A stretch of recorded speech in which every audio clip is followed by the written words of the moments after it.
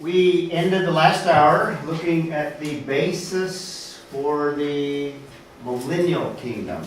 На прошлом часу мы рассматривали основание для тысячелетнего царства.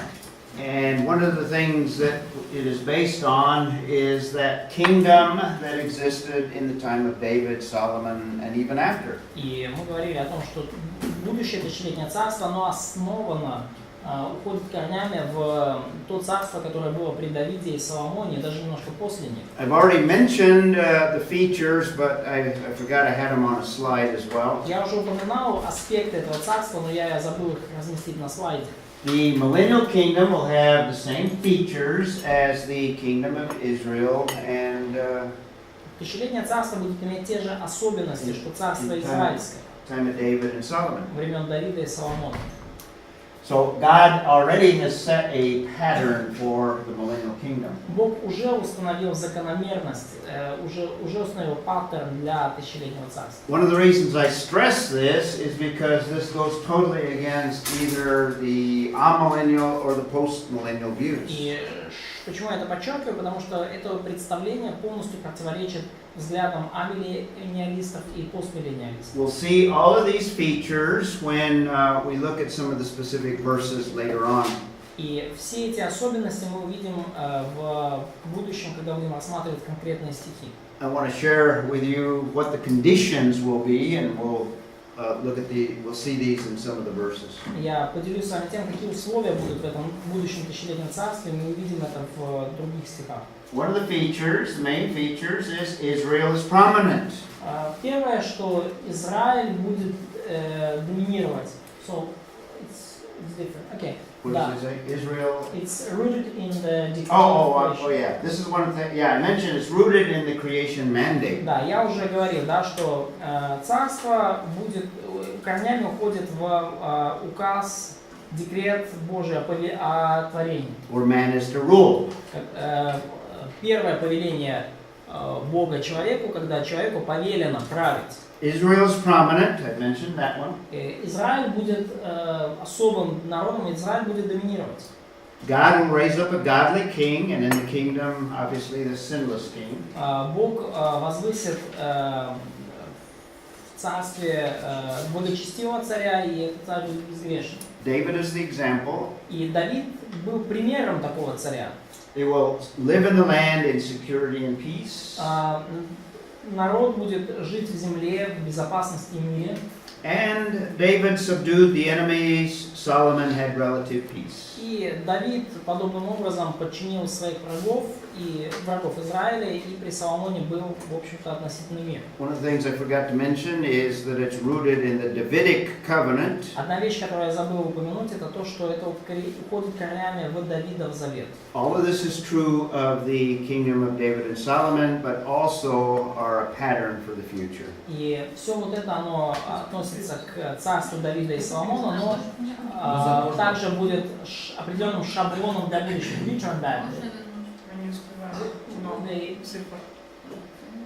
Что значит безопасность мира? Мир. Мир мой мило. Я еще подумала, как же он делает это слайды на русском? Это ты переводил? Не я переводил, но кто-то другой переводил. Ну, на последних слайдах. I mentioned all these already. So you probably have them already in your notes. Я уже упоминал это, может у вас оно уже есть заметно.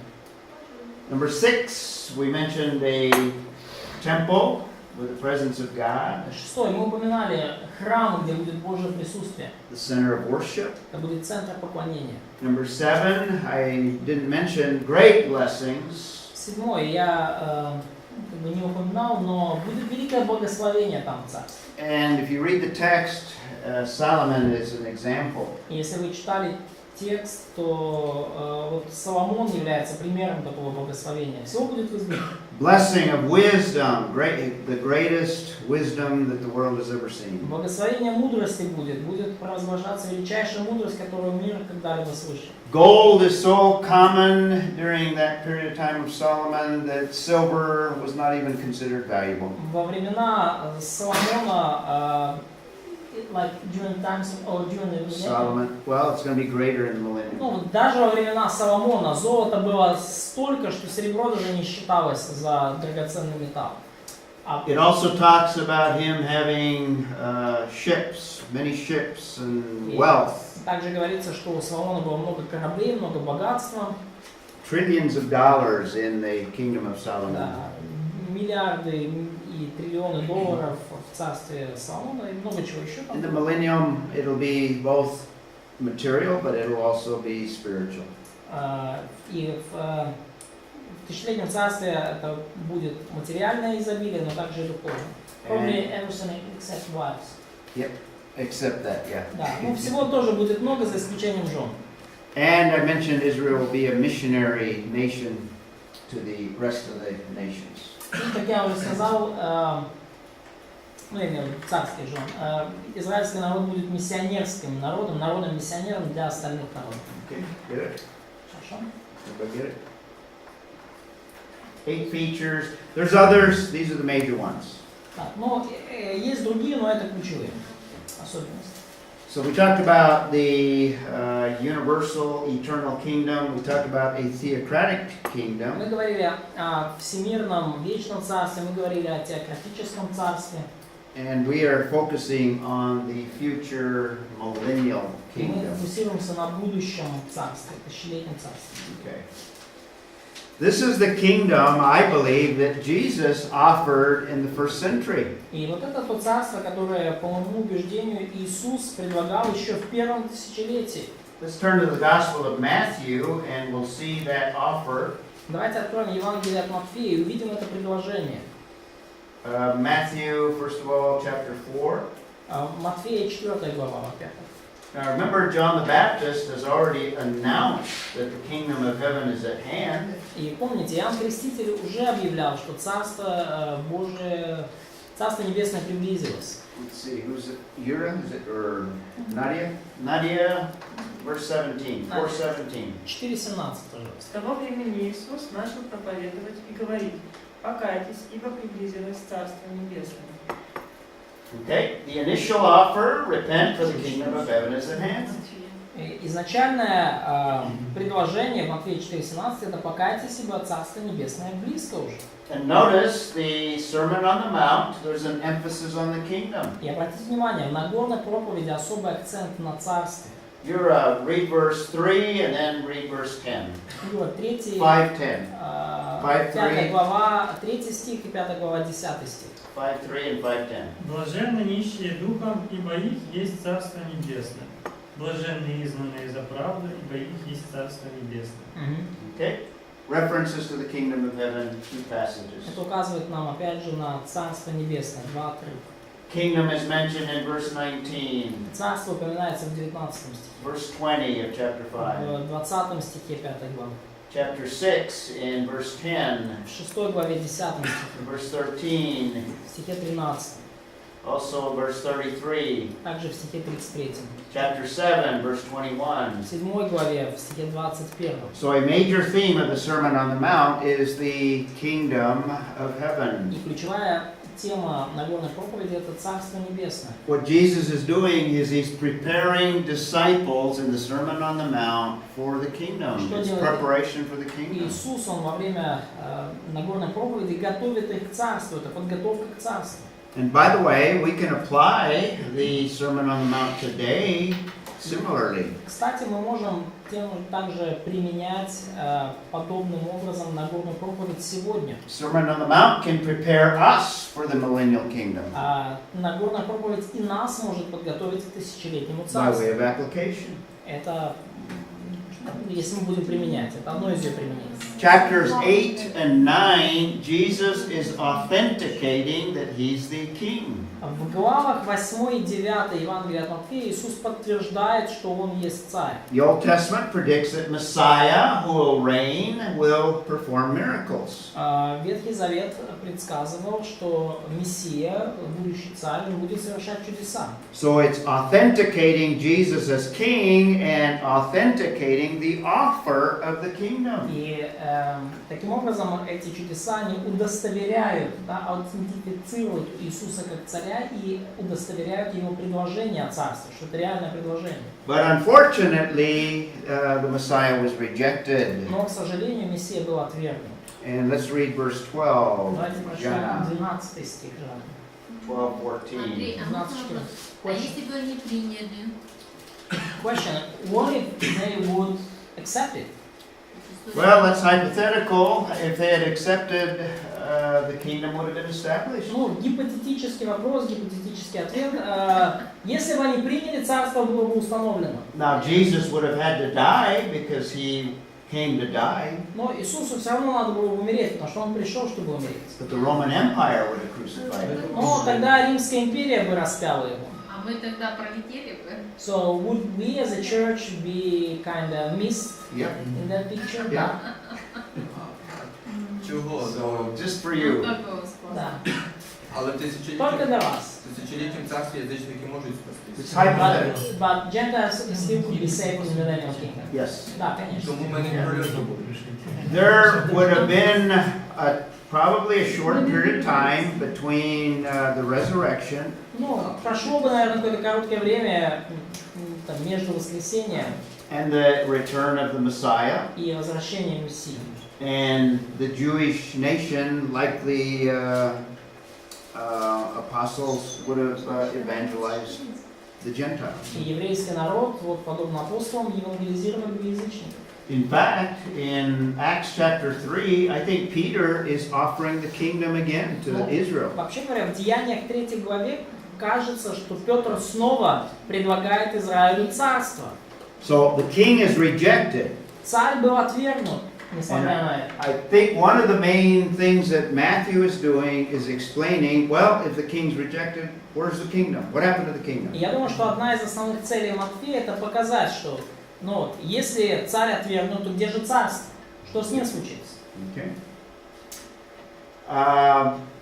Now, beginning in verse 1 of chapter 13, Jesus is preparing the disciples for this unknown period of time. И начиная с 13 главы Иисус начинает готовить учеников к этому новому, неизвестному ранее периоду времени. Describing it in the form of parables. Описывая его в виде притч. We could say it's a new form of the kingdom. It's not the millennial kingdom. Мы можем сказать, что это новая форма царства, это не тысячелетнее царство. That's why he says in verse 11 of 13, Почему он говорит в 11 стихе 13 главы? he's telling them that it's been granted to them to know the mysteries of the Он говорит, что kingdom, вам дано знать тайны царствия, the kingdom of heaven. царствие небесное. This is not the millennial kingdom. Это не тысячелетнее царство. 13.11. 13:11. 13.11. Okay. 21, Matthew explains to us what happened to the kingdom since the king was rejected. В первой главе Матфей объясняет нам, что случается с царством, Oleg, поскольку царь отвергнут. Oleg, you want to read 42 and 43 of Олег, 21? прочти, пожалуйста, 42-43. 21 глава, 42-43 стих. Ісус промовляє до них. Чи ви не читали ніколи в Писанні? Камінь, що його будівничі відкинули, той наріжним став каменем. Від Господа сталося це, і дивне воно в очах у наших. Тому кажу вам, що від вас Царство Боже відійметься і дасться народові, що плоди його буде приносити. Okay, so the kingdom is taken away from that nation of the first century Итак, царство отнято от того народа первого столетия and given to another one in the future, another nation of и Israel. будет дано другому народу, кстати, уже другим израильтянам в будущем.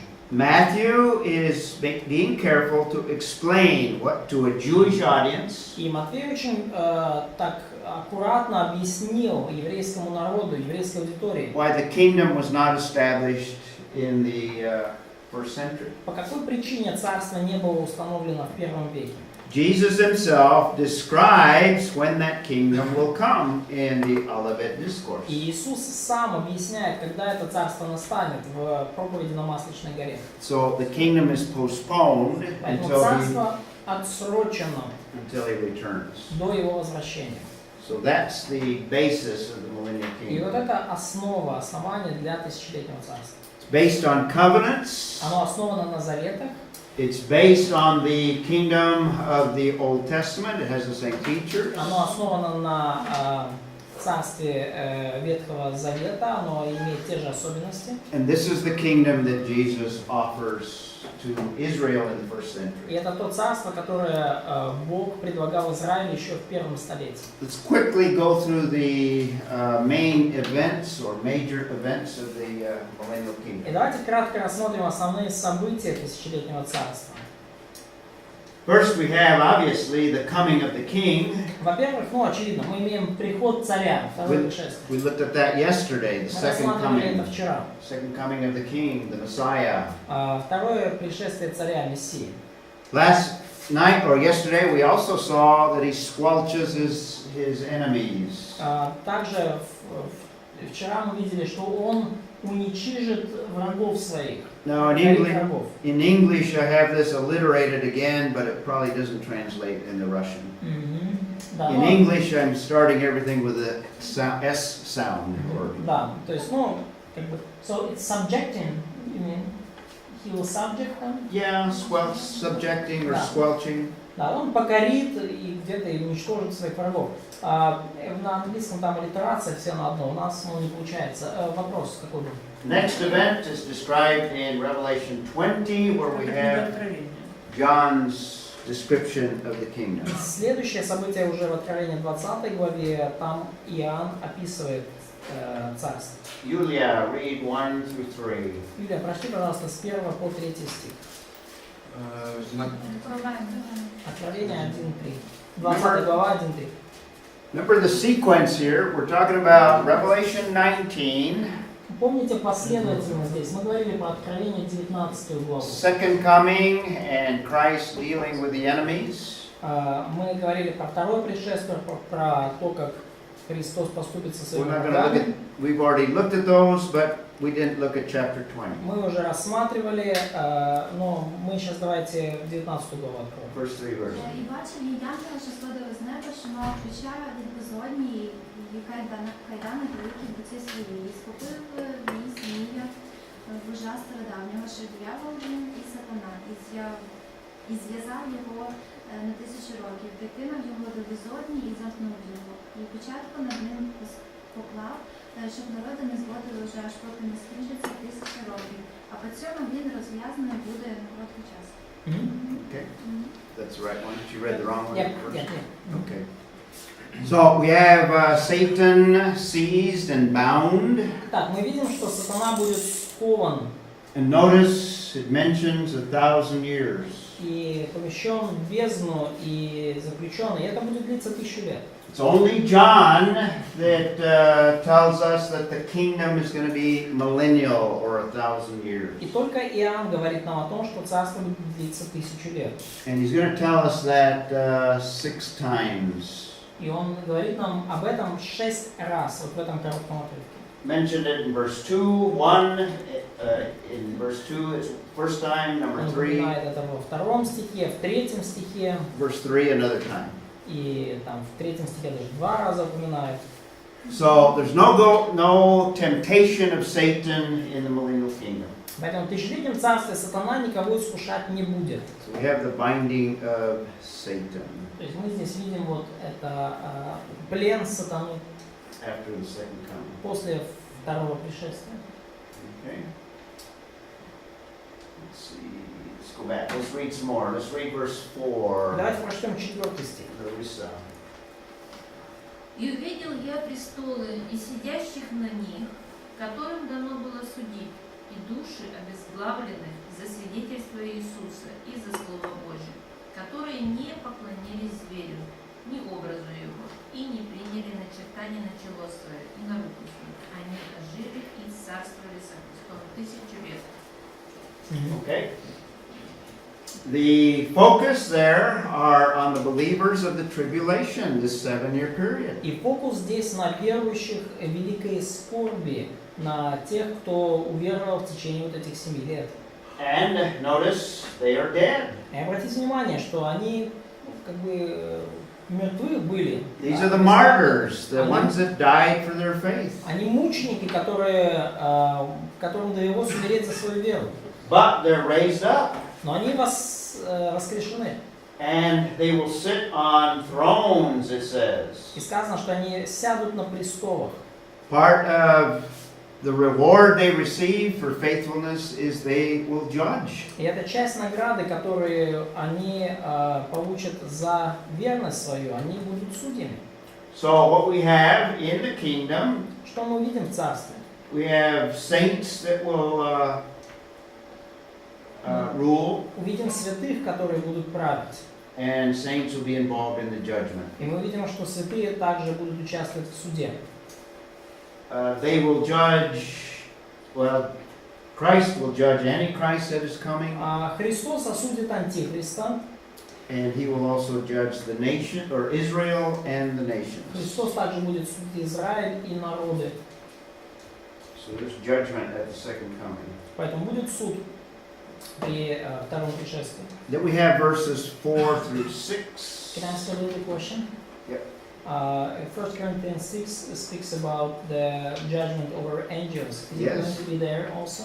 Possibly, we don't know the time frame, but that's possible. Yeah, in the kingdom. Да. 1 Коринфянам 6 глава, я уточнил, говорит о суде над ангелом, где Okay.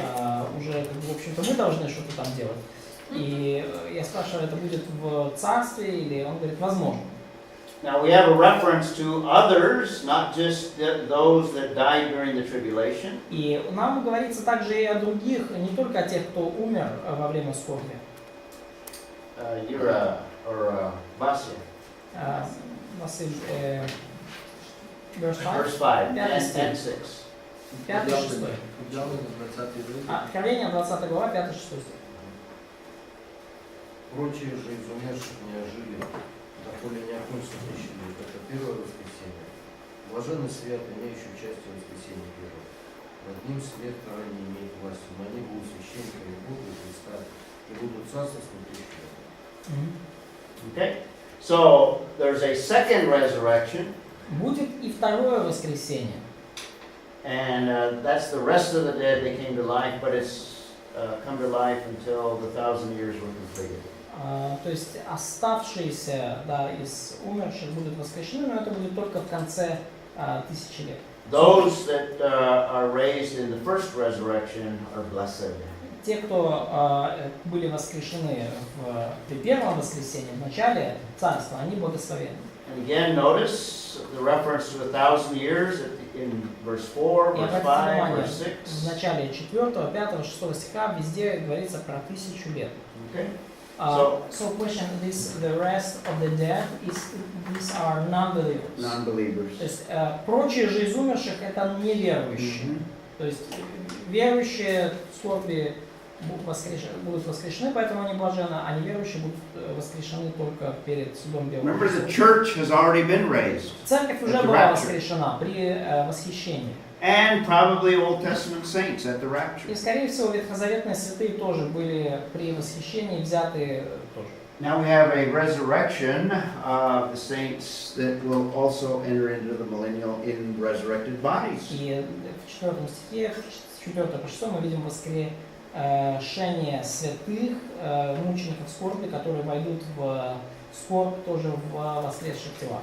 So in the kingdom, saints will be ruling,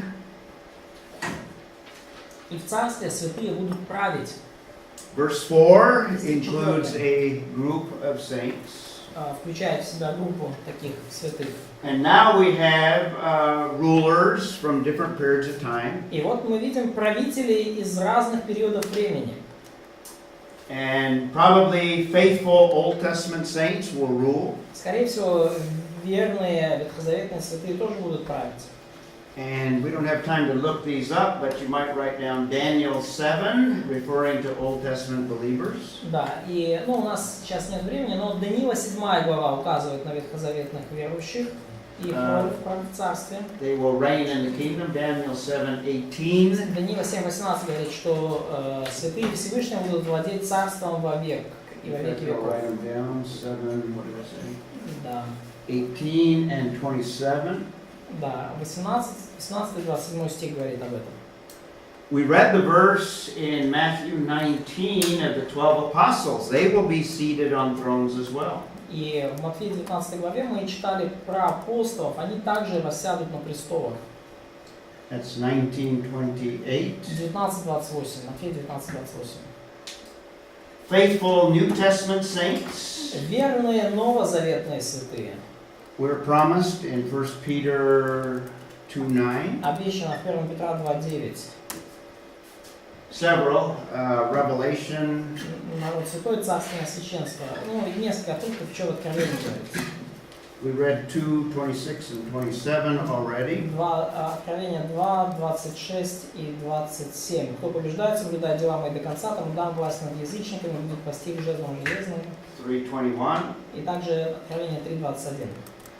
And now we Побеждающему have дам сесть со мной на престоле моем. the tribulation saints. That's Revelation И также святые скорби. 20 verse Откровение 4. 20 глава, 4-6 стих. So, So that accounts for all believers of all time before the millennial kingdom. здесь все, то есть будут все верующие всех времен, которые были перед царством. Can I ask you a question? Yeah. So you have saints from very different ages. So how would they communicate with each other? So like How will they what? communicate with each other. Like modern saints like would send a message, and those from Old Testament would write something on a piece of wood and send. We'll all speak Hebrew. Да. Ну, мы все будем говорить на иврите. Я спрашиваю, как они будут коммуницировать между собой, потому что, ну, как бы из нашей эпохи будут смс-ки писать друг другу, а те на берестяной таблички будут как-то отправлять. Да, но... Babel may be reversed. One of the blessings. Да, Babel may. все будем говорить на иврите, и вавилонское проклятие может быть убрано от нас. Okay. Поэтому надо учить иврит, чтобы могли разговаривать. So let's study Hebrew so we will be able to talk. That's right. You need to study Hebrew, Да, right? учите иврит, и учите иврит. Study Hebrew now. You'll Учите иврит сейчас, be one step ahead. будете на шаг впереди. Андрей, присоединяйся. So, in the millennial kingdom, Итак, в тысячелетнем царстве there are going to be two kinds of humans. будут люди двух видов. Уж извините за этот перевод. We've already seen that there will be some that are in mortal bodies. Мы уже видели, что будут те, кто войдет в царство в смертных телах физических. Those that survived and lived through the tribulation. Это те, кто пережил скорбь, ну, кто выжил в ней. And remember we talked about the two groups. There are two groups that we'll put in this blank here. И помните, мы говорили о двух группах, да, их можно вставить туда в First one, пустые места. Первая группа какая? В физических телах. 144 тысячи. 144,000. Ну, те, которые получили новые тела без греха, и те, которые пережили. Вот будут те, кто физических, Так. вот среди физических две группы какие? Иудеи и язычники. Jews and Gentiles.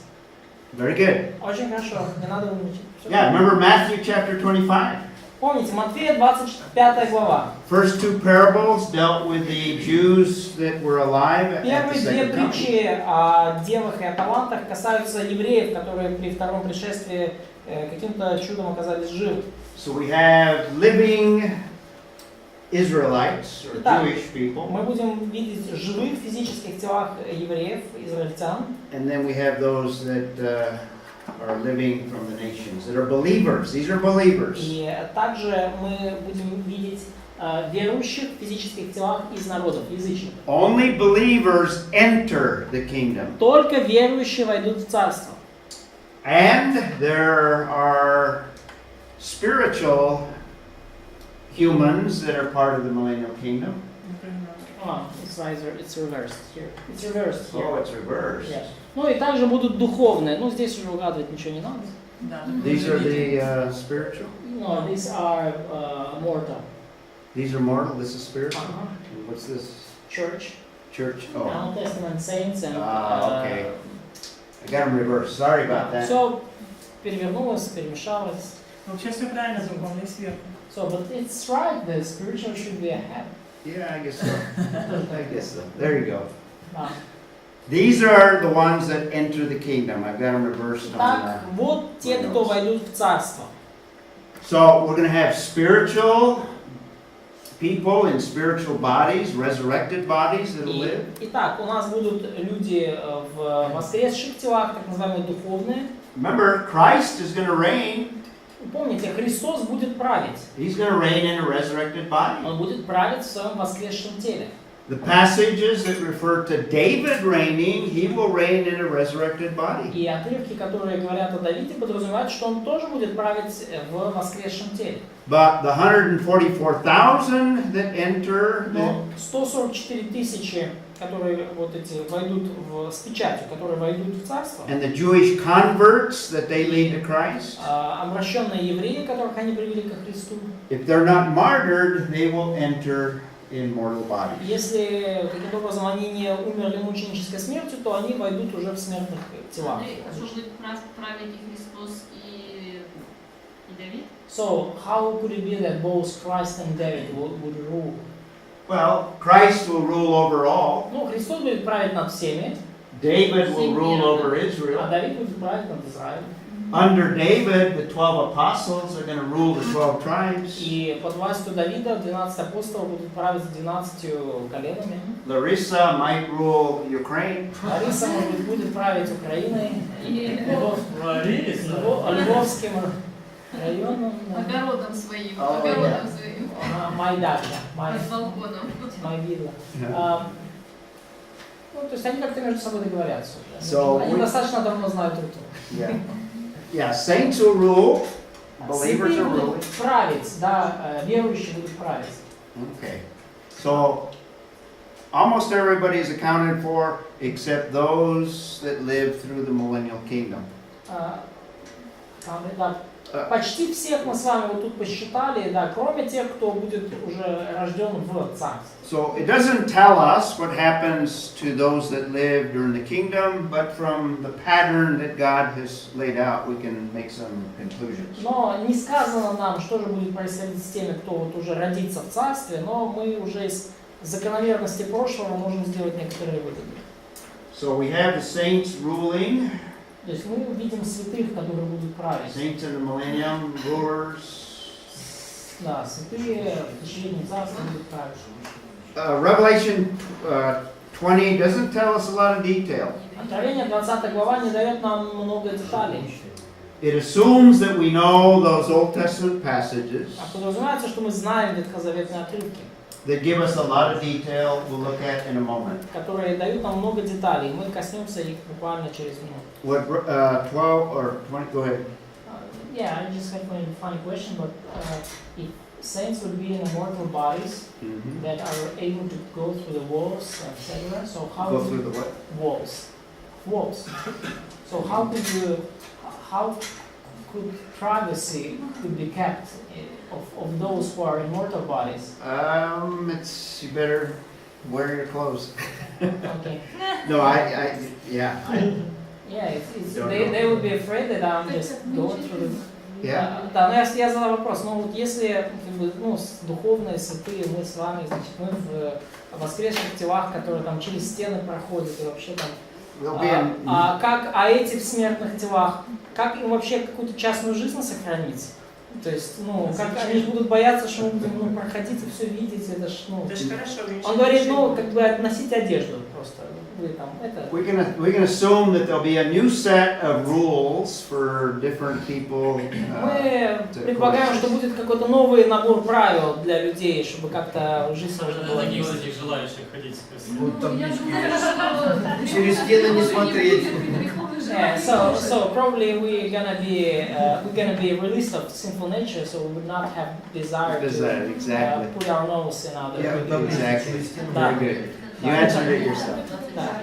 The only thing Revelation 20 stresses is just broadly the reign, the ruling. Да, ну единственное, что подчеркивает вот 20 глава, это то, что вот будет это царствование, да, святые будут царствовать. It also emphasizes the resurrections. И также подчеркиваются разные воскресения. So we can put these on our timeline here. Все это можно вот разместить на временной шкале. Какая там была ссылочка на воскресенье? So could you give reference? 20 глава, 5-6 стих. Спасибо. Reference. Yeah. Go ahead. So we have resurrections. Итак, воскресения будут разные. Okay. Satan is bound. Это взялись разные воскресенья. Resurrection of Israel, or wait a minute. These are living Israel, right? No. Resurrection. Israelites under judgments. They died, and When you resurrection. say about resurrection, you mean those who are martyrs of tribulation. Говоря о воскресенье, мы говорим, что это будет воскресенье мучеников скорби. Ну вот на этом этапе это воскресенье мучеников скорби. Да, почему вот это воскресенье называется первым? Потому что второе будет перед судом Великого Белого Престола, когда будут воскрешены все неверующие для суда. Поэтому те, Почему кто... Израиль под судом? Тогда Это же уже почему? тысячелетний царь, почему он еще под судом? Первые царства. Под судом 24-25 глава Матфея. So could you explain the judgment over Israel? So it's like rewards or... Well, no. The judgment of Israel that we talked about is Matthew chapter 25. Суды над Израилем, о которых мы говорили, это Матфея 25 глава. Some are prepared and enter the kingdom. Девы и таланты. Некоторые готовы войти в царство, Some are not prepared and are cast out. а у некоторых не горит там, где должно, They don't enter и the kingdom. поэтому они изгнаны, не входят в царство. So also the nations, some of them are Точно так же и касательно they're judged, and the believers enter and the unbelievers do not. народы, язычники, они тоже судимы, like goats and... Yes, the goat. Да, суд овец и козлов, да, то есть некоторые из язычников готовы войти в царство, те, кто помогали евреям и вообще были верующими, а что будет одно и то же, а некоторые нет, и поэтому до свидания, билет один конец. And we've also in Revelation 20 have a reign И также в Откровении 20 главе мы видим царствование, or ruling in the kingdom. правление с верующих в царстве. But it's a strange thing. We've talked about how glorious this time is. Но это странно, конечно, потому что мы говорили о том, насколько славным будет это время. There's sin at the end. Satan's bound. The curse is partially lifted. Но тем не менее, в это время будет и грех тоже, хотя сатана скован, хотя проклятие частично удалено. Yet we have a final rebellion. И тем не менее, мы в конце увидим восстание, бунт. If Satan's bound and the creation is restored partially, То есть, если сатана скован, если проклятие частично снято, how do we explain the sin? как нам этот грех объяснить? Ну что нам еще не хватает? This is what I said earlier. The purpose of the kingdom is to demonstrate the depravity of man. И это то, о чем я говорил ранее, что одна из целей тысячелетнего царства показать, насколько человек испорчен. Remember, we've seen sin corrupt everything throughout the ages of history. И мы видели, да, что грех все портит, все растлевает на протяжении всей истории. We see the cycles of sin take effect here as well. Мы видели, как вот эти циклы греха, они происходили на протяжении истории, и это случится и здесь тоже. We see the end of 1,000 years, and we see the full corruption described in verses 7 through 10. Мы увидим конец тысячелетнего царства, и мы увидим полное растление, которое случится в этот момент. So God intervenes with judgment at the end as well. И Бог в конце тысячелетнего царства также вмешается и осуществит суд. Let's look at the verses 7 through Давайте 10. поговорим, посмотрим стихи 7 по 10. Vasya, Откровение 20 глава, 7 по 10 стих. 7 and 8. Василь, 7-8 стих. We have the last mention of 1,000 years. Последнее упоминание о тысячелетнем царстве. 1000 лет, да. Курс кончится 1000 років, сатана буде випущений з в'язниці своєї. І вийде він зводити народи, що будуть з 4 країн землі, кожен на кожен. Okay, there's many of them. Итак, будет много их там. Now, what I'm going to show you when we talk about the conditions, И что я вам показывал, когда мы говорили об условиях? there are verses that indicate that people will have children in the millennial kingdom. Есть стихи, которые указывают на то, что в тысячелетнем царстве люди будут рожать детей. Now, only believers enter, И только верующие войдут в тысячелетнее царство. but we can conclude that, and there's no verse that indicates it, Но мы можем сделать логический вывод, нет стихов, которые это указывают. but if you have babies born in the kingdom, Но если у вас в царстве рождаются дети, when they grow up, they need to trust Christ as well. то когда они вырастут, им надо также лично довериться Христу. And even though Satan is bound, И хотя сатана скован, even though Christ is reigning in resurrected body, invisible form, и Invisible хотя form. Христос, вот Он здесь, Он правит в воскресшем теле, видимом, вот уже вот, even though these children are living amongst resurrected humans, и хотя вот эти дети, они уже живут среди воскресших людей, среди людей в воскресших телах, they still have a sinful у nature. них все еще греховная природа при них. The depravity of man is that people still will resist God. И испорченность человека проявится в том, что они, люди, даже вот в это время все равно будут противиться There's Богу. a large number of them, it says in the Будет их text. огромное количество, как песок морской, текст говорит. Satan is released and organizes them in a final И rebellion. сатана будет выпущен, и он организует их вот в их последнем восстании.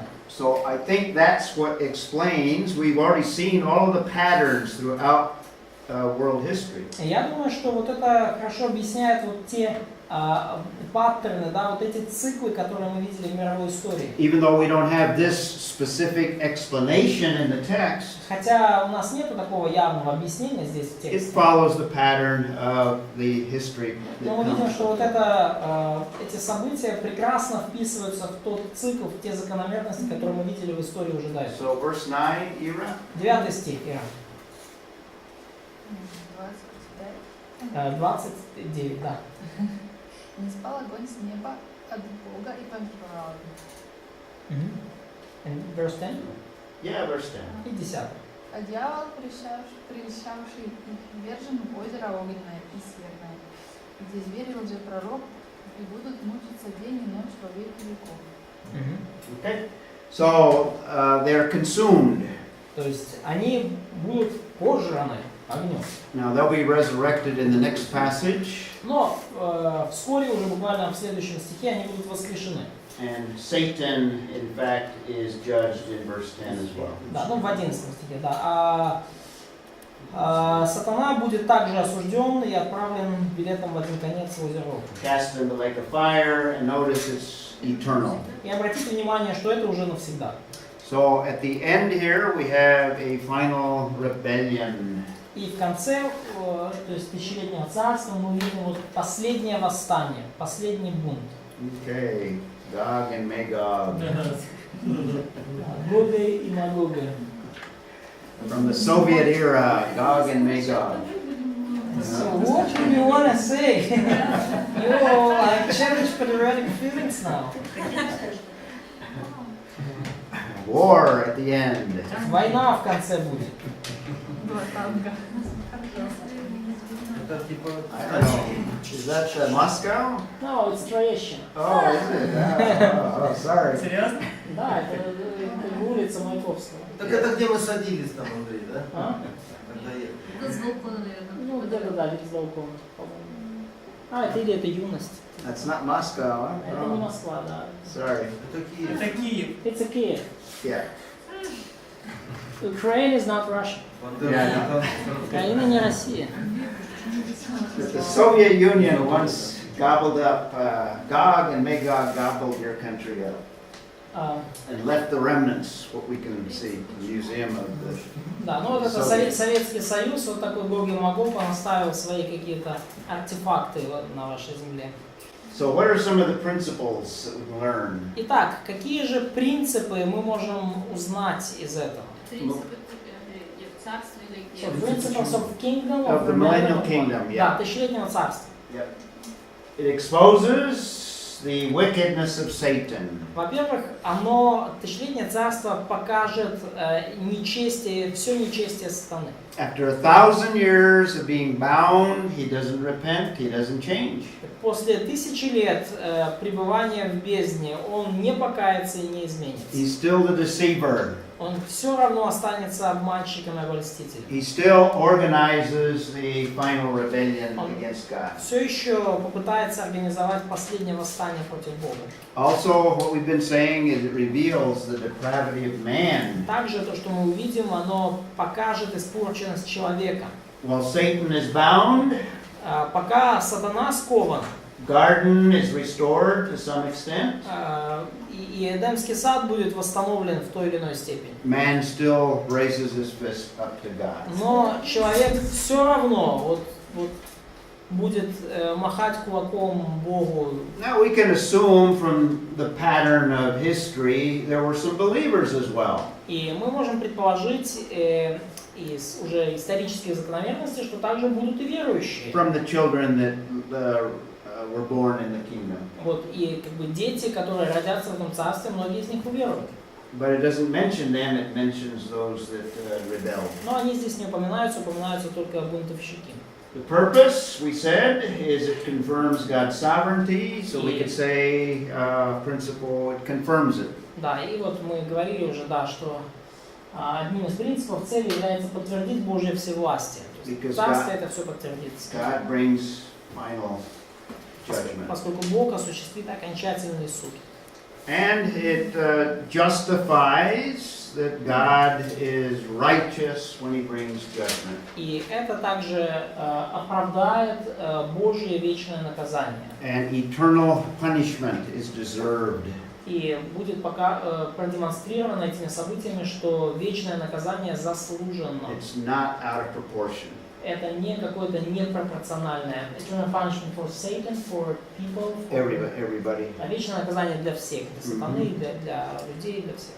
And then the last event that is recorded of world history записанное событие мировой истории, and of the kingdom последнее событие в царстве, is the passage that we've already looked at это отрывок, который мы уже рассматривали с вами, when we talked about judgment. когда говорили о суде. And we could describe that as the second death, because that's how John describes it. И мы можем описать его как вторую смерть, так Иоанн описывает. In verse 6, he says, over these, the second death has no power. In other words, those that have been raised. В стихе 6 говорится, что вот над теми, кто был воскрешен, да, над мучениками скорби, над ними смерть вторая не имеет власти. So we have the great white throne judgment. Вот эта смерть вторая, как раз таки Великий Белый престол, и да, вот мы увидим этот суд. Where Revelation or Genesis 3:15, God has completed His dealing with evil once and for all. И вот мы видим, что Бог вот эту большую операцию, которая началась еще в Бытии 3:15, Он завершает в этот момент, Он полностью решает вопрос зла. Зло со злом будет покончено. Verse 15, if anyone's name was not written in the book of life, he's thrown into the lake of fire. Откровение 20 глава 15 стих. И кто не был записан в книге жизни, тот был брошен в озеро огненное. That's the second death. Это вторая смерть. So we have great white throne judgment. Last event of world history. Суд у Великого Белого престола, последнее событие мировой истории. Now we'll have an early lunch, and then we'll come back and look at the Уйдем чуть-чуть раньше на обед, и потом вернемся. look at the conditions. И поговорим об условиях, которые будут в царстве. When we talk about the conditions, I'll show you the verse that pertains to birth during the millennial kingdom. И когда мы будем говорить об условиях, то коснемся также стиха, который расскажет, каково будет в царстве рожать.